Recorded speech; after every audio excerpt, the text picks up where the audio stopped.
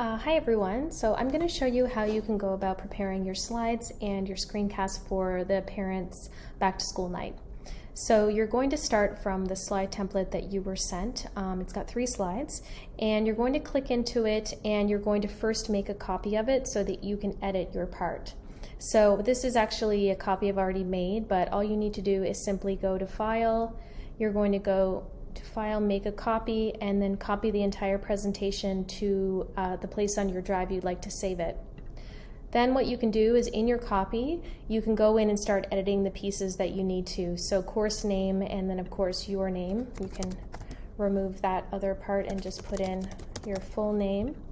Then on the second slide, and I'm just going to make myself slightly smaller. On the second slide, what you can do is go in and put your information about your interests, hobbies, where you're from, anything you like the parents and students in your class to know about. You're also going to include any experiences that you've had prior to the school that may help them get a better idea of who you are as a teacher. What you can do if you need a bit more space is you can add a few more slides. If you go up to plus and you go to the down arrow, you can see that there's a blank slide there, so you can add another slide and you can add photos or whatever you'd like to share. Then the third slide is the course introduction, and you can go in and you can put a course overview, assessment map, any key skills that or habits that will help students. Again, and you can also add another blank slide there so that you can have a bit more space. I would consider leaving less information on the slides and just have more slides. The parents don't know how many slides you have, so you can put small pieces of information on them and cycle through them as you're speaking. The slide should really support what you're saying and not be a script that parents are reading off of, so you want to consider how much information you're leaving on those. Also, you don't want to put too much information on that goes to the edges of your slide, because your photo is going to be in the way once you start presenting. So let's talk about how you can screencast. There's a few different tools you could consider. The first one is Screencastify, and we have a pro version of Screencastify for the school. That's just a Chrome extension that you can add in. I have it right here on my extension bar. And once you add that in, you can record right to your desktop, or right from your desktop, and it auto saves right to Drive. I do like Screencastify, but the only downfall is that you can't record in present mode and have your face layered over. You can, however, record in presenter view, but the problem is when you record in that way, you still have that URL, like the address bar at the top. It looks kind of messy. So I wouldn't consider Screencastify for this particular project, but I would consider it for other things, and for students especially it's great because they can save to Google Classroom and all sorts of things. So Screencastify is great, but maybe not for this project.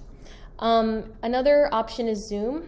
I tried Zoom, but the problem is in Zoom you can move around where your window is, your face window, during the recording, but when you play back the recording, it keeps it in the top right-hand corner, and I don't know, you might like it. I don't love it, but so it's personal choice. But Zoom is another option, and you can save that directly to your computer's hard drive. And then the final option, the one that I'm using currently, is called Loom, and Loom is pretty neat.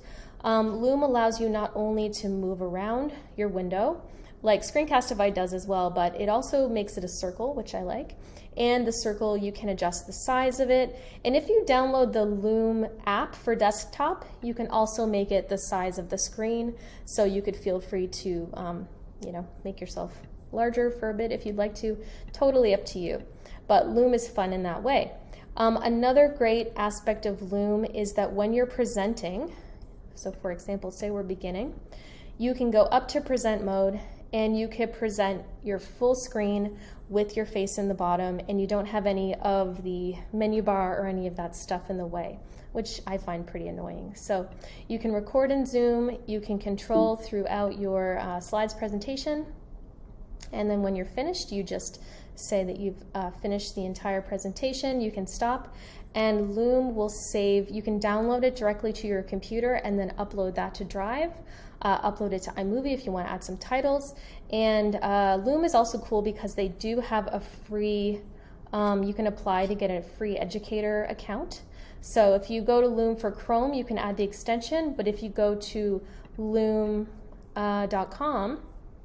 and you go to their pricing, you can click free for education and apply to just get a free Loom account, Pro account, which I already applied. I haven't gotten it approved yet, but that's one neat option. So those are some options for recording. Once you've recorded, you can upload it to the drive. I also like to use YouTube as a way to share videos because then you can make them unlisted and share those, and it always works on everyone's device. I'm not sure yet where you might be putting the videos, but this is how to create your slides and how to create your screencast. If you have any issues at all, please let me know and I can help you out. Thanks.